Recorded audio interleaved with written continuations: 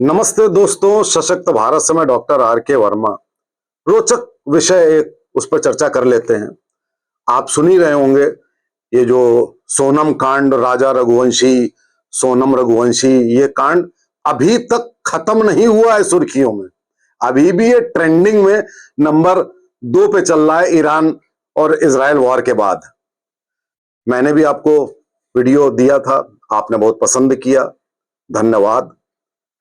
Share subscribe करिएगा। और एक नया इस पे पर्सपेक्टिव आपको देना चाहता हूं। इस पूरे कांड में पूरी मेघालय पुलिस की इन्वेस्टिगेशन चल रही है और सब चल रहा है। इस कांड में एक कैरेक्टर के बारे में किसी ने डिस्कस नहीं किया, किसी ने बात ही नहीं करी उसके बारे में।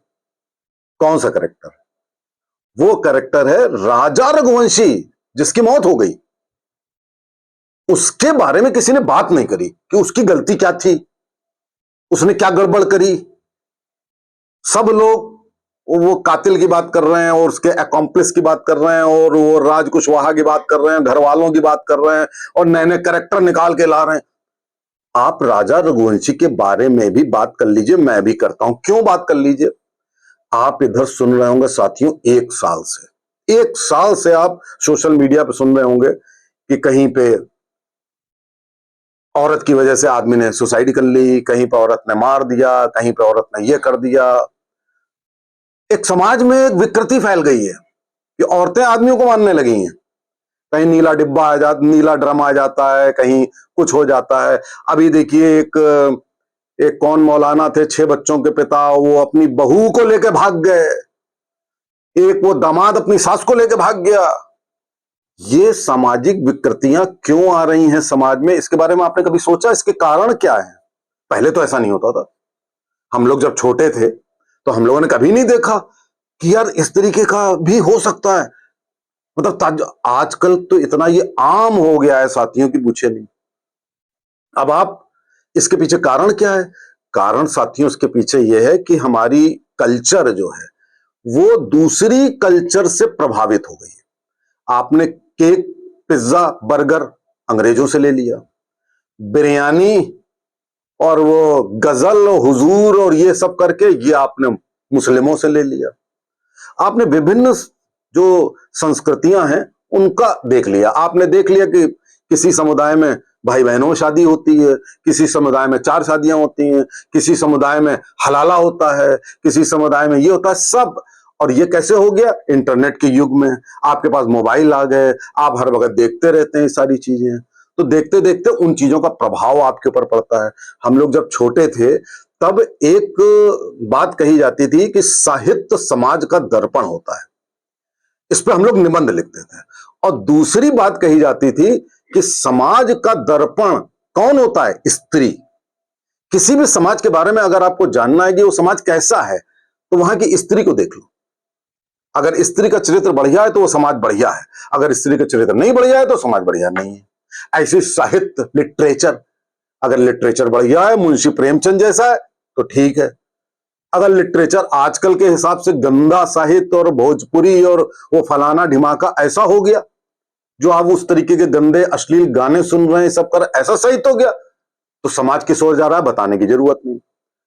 अब इतनी भूमिका के बाद मैं आपको ये बताना चाहता हूं कि राजा रघुवंशी नाम का जो कैरेक्टर, जिसकी की मौत हो गई, जिसको की मार डाला गया, धक्का दे दिया गया, उसमें जो 3 आदमी थे उन्होंने चक्कू मारा और 3 आदमियों के साथ सोनम रघुवंशी 4 ने मिलकर उसको फेंक दिया नीचे। उसके पहले, क्या शादी तय होने के पहले से लेकर हनीमून जाने तक, उस स्पॉट तक पहुंचने पर, क्या वो राजा रघुवंशी जिसकी 28 साल की उम्र थी, वो इतना बड़ा बच्चा, भोलू, पप्पू टाइप का आदमी था कि वो कुछ समझ ही नहीं पाया? मेरा वीडियो बनाने के पीछे आशय समझिएगा, मैं आपको कुछ बताना चाह रहा हूं, बड़ा इंपॉर्टेंट है, सुनते रहिएगा। लड़कों में, आदमियों में अक्सर ये बड़ी गंदी आदत होती है या अजीब किस्म की आदत होती है, अपनी स्त्रियों पर, अपनी प्रेमिकाओं पर, अपना जो व्यक्ति है उस पर एक अंधा विश्वास करना। ये अच्छी बात भी होती है भाई, विश्वास के ऊपर तो, विश्वास की नींव के ऊपर तो रिश्ते होते हैं, अच्छी बात भी होती है। लेकिन कम से कम कान खुले रखने चाहिए, आंखें खुली रखनी चाहिए। कुछ तो आप देखो कि क्या आपके इर्द गिर्द हो रहा है। अब उनकी शादी तय हो जाती है, वो लड़की ना तो मार्केटिंग करने जा रही है, ना आपसे बात कर रही है। आप फोन करते हैं तो आपका वो मोबाइल जो है बिजी आ रहा है उसका, तब भी आपको नहीं लग रहा है कि हर वक्त मोबाइल बिजी क्यों आता है। उसके बाद वो मार्केटिंग के लिए भी नहीं जाती, तब भी आपका माथा नहीं ठनकता है। तब भी आप उसको बेनिफिट ऑफ डाउट दे रहे हैं कि अरे वो शर्मा रही होगी, इस टाइप की आप जो बेवकूफी आजकल आजकल क्या हमेशा से आदमी लड़के करते आए हैं, तो वो आप करते रहे। उसका शादी हो गई, उसमें उसका मुंह बना हुआ है, सबको दिख रहा है उसका मुंह बना हुआ है, वो वहां पे है ही नहीं जहां उसकी मैरिज हो रही है। तब भी आपको नहीं समझ में आ रहा है, आप मशगूल हैं, सबको देख रहे हैं, आपको लग रहा है शादी हो रही है, एक स्त्री मिलेगी है, आपको आनंद की अनुभूति पहले से होने लगी, आप समझ ही नहीं रहे। बाद में सुनने में आता है कि वो उसके बाद उस आदमी को टच भी नहीं करने देती है अपने आप को, तब भी आपको नहीं समझ में आ रहा है। अब वो बहाना लाख बनाया जाए, कामाख्या देवी के दर्शन कर लेंगे तब होगा, ये होगा वो होगा, लेकिन आपको समझ में नहीं आ रहा है। उसके बाद वो मायके चली जाती है, उसके बाद वो आने से मना कर देती है, जाने क्या क्या वो स्वांग रचाती है, जाने क्या क्या, लेकिन आपको समझ में नहीं आ रहा है। जितने 4 दिन वो रही, वो हर वक्त मोबाइल पे रही, आपको नहीं समझ में आया कि हर वक्त वो मोबाइल पे क्यों रहती है। और उसके बाद जब वो आई, उसने अपने आप टिकट कर लिए, तब भी आपका माथा नहीं ठनका कि जो लड़की आपसे बात नहीं कर रही थी, जिसने आपको छूने नहीं दिया, उसने अचानक से सारे टिकट बुक करा लिए, आप साथ में चले भी गए। उसके पहले सुनते हैं कि आप गाड़ी में उसके साथ किसी शादी में भी चले गए। क्या है, क्या मतलब वही वाली बात है कि तुलसीदास अपनी स्त्री के पास गए थे तो सांप को रस्सी समझकर चढ़ गए थे, और उसके बाद उसने ऐसी डांट लगाई तुलसीदास को कि उसके बाद फिर रामायण रामचरितमानस ही लिखी उन्होंने जाके। स्त्री प्रैक्टिकल होती है, अगर उस राजा रघुवंशी की जगह कोई लेडी होती वो समझ जाती है कि कुछ गड़बड़ है, आप समझ ही नहीं रहे हो। उसके बाद आप वहां भी जा रहे हो, सारा प्रोग्राम वो लेडी बना रही है। बाहर जाने का प्रोग्राम क्या लेडी बनाती है? आप नहीं बनाओगे। ऑलरेडी इतनी एडवांस है कि सब कुछ कर रही है, टिकट से लेकर होटल से लेकर सब कुछ कर रही है, आपको कुछ दिख ही नहीं रहा है। उसके बाद वो उसी रास्ते पे ले जाती है, डेथ ट्रैप पे। आप जा रहे हो बड़े आराम से, आप ये भी नहीं सोच रहे हो कि आपने तो चूज नहीं किया वो स्पॉट, आप क्यों जा रहे हो। उसके बाद 3 आदमी आते हैं, आपसे बात कर रहे हैं, तो भी आप बात करने लगते हो ये सोच के कि हिंदी भाषी है। क्या भैया, अगर वही वाली बात है कि इसमें एक बात कहनी नहीं चाहिए कि अगर आप इतने इतने भी सजग नहीं हो तो तुम क्या डिजर्व करते हो कि तुम्हारे साथ ऐसा होना चाहिए था। और आप वहां तक पहुंच जाते हो, और आपकी आंखें ही नहीं समझ पा रही हैं कि 3 लोग पीछे ये हैं और क्या होने जा रहा है। बड़े बड़े लोगों को अंदेशा हो जाता है कि क्या होने जा रहा है, तो उसके बाद क्या हुआ बताने की जरूरत नहीं है, आपकी मौत हो जाती है। और उसके कहीं ना कहीं थोड़े से जिम्मेदार तो आप भी हो, इतनी इतनी तो आप भोले नहीं हो सकते।